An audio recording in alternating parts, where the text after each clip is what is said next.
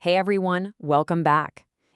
As a mental health advocate, I am always on the lookout for ways to empower us with real, evidence based tools for our well being.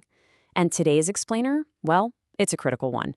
We're going to unpack the fascinating science and, honestly, the very real dangers hidden right behind the massive trend of manifestation. So, can your thoughts alone literally manipulate physical reality? It's a pretty provocative question, isn't it? And look, the appeal is absolutely massive. When life feels incredibly chaotic, who wouldn't want a magical remote control to just, dictate the universe? But today, we aren't relying on magical thinking. We're actually going to look at the hard science and the psychology behind what is really happening here. All right, let's dive into this. For today's explainer, our agenda looks like this. We'll start with the allure of manifestation, then move into the psychology of magical thinking, the just world fallacy, cult tactics and exploitation, evidence-based therapy over magic, and finally, spotting predatory self-help schemes. Okay, Section 1, the allure of manifestation, from New Thought to TikTok. Right off the bat, we need to understand that this isn't just some passing internet fad. The law of attraction, or the law of assumption, is essentially this belief that your internal thoughts directly attract corresponding external physical experiences right into your life. The idea is that positive thoughts bring riches and negative thoughts bring ruin. Now, this actually evolved from the 19th century New Thought movement, but today it's been totally rebranded on social media as things like lucky girl syndrome.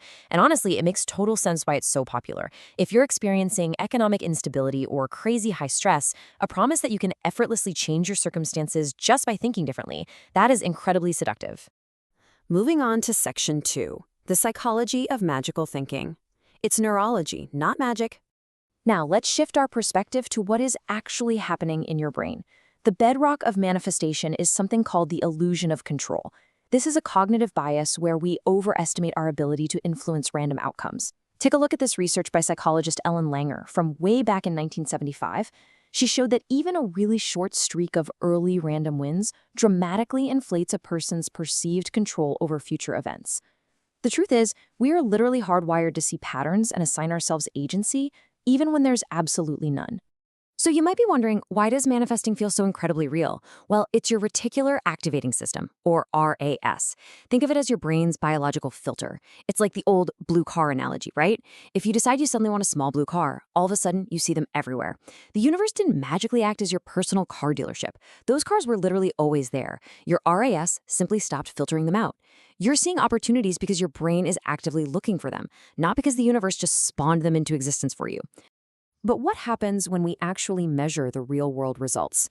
Take a look at this data from a landmark 2023 study by Dixon and colleagues. They compared manifestation believers to non-believers, and this brilliantly illustrates the danger here. While believers feel significantly more confident and expect rapid success, they actually faced statistically higher rates of bankruptcy. Plus, they engage in much riskier financial behaviors like volatile cryptocurrency investments. And the most striking part of the whole shebang, there is zero increase in objective career or financial success compared to the non-believers. None. Which brings us to Section 3, the just world fallacy. This is really the dark side of positive vibes. Now I have to take a very serious look at the psychological damage inherent in these belief systems. The just world hypothesis is a cognitive bias pioneered by Melvin Lerner in the 1960s. It's essentially the assumption that actions necessarily have morally fair consequences.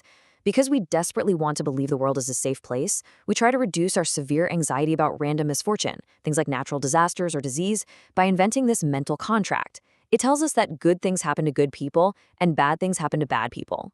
But apply that exact bias to manifestation and you get claims like this.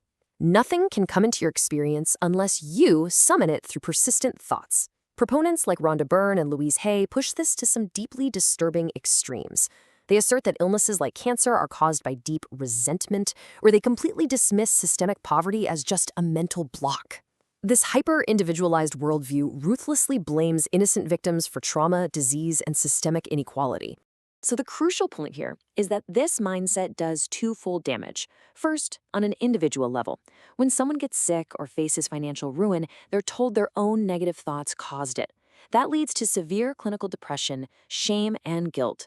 And then, on a societal level, it actively undermines our collective empathy. Because think about it, if you believe the poor or the sick manifested their own reality, you feel absolutely no need to support social activism or public policy to fix systemic issues.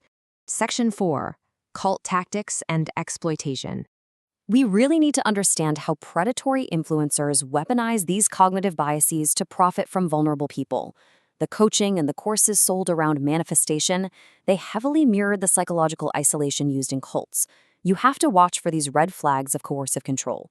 First, blaming followers for a lack of faith when the promised results inevitably fail. Second, labeling any critical thinking or doubts as toxic self-sabotage. And third, isolating members from skeptical friends or family by calling them low vibration or dream stealers. This makes the individual completely dependent on the influencer and entirely willing to just keep handing over their money. All right, Section 5. Evidence-based therapy over magic. As a mental health advocate, I want to empower you with what actually works. Let's see how this translates into real clinical psychology.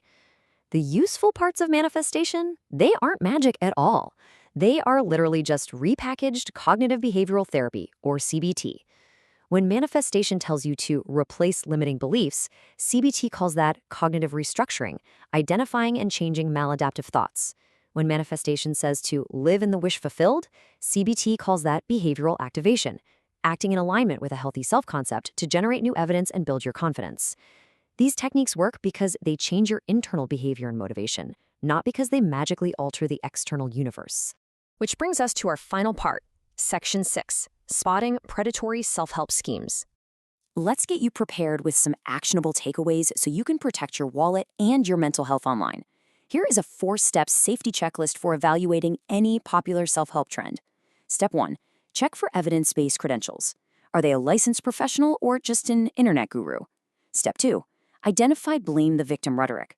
If they tell you that you caused your own illness or bad luck, walk away immediately. Step 3. Beware of guaranteed financial promises or get-rich-quick framing. And Step 4. Guard your existing support network. Anyone telling you to cut off friends who ask critical questions definitely does not have your best interests at heart.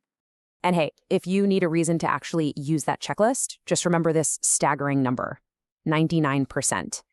Statistically speaking, 99% of people who engage in multi-level marketing and predatory schemes that utilize these exact law of attraction and toxic positivity tactics end up losing money. It is an industry quite literally built on exploiting hope.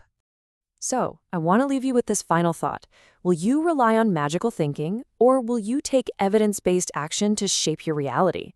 We all want a better life, for sure, but we achieve it through real therapeutic tools, critical thinking, and structured effort, not pseudoscience. Keep questioning the algorithms that feed you self-help content, protect your empathy, and please remember that you do not have to carry the blame for the random chaos of the world. Thanks for joining me on this explainer, and stay curious out there.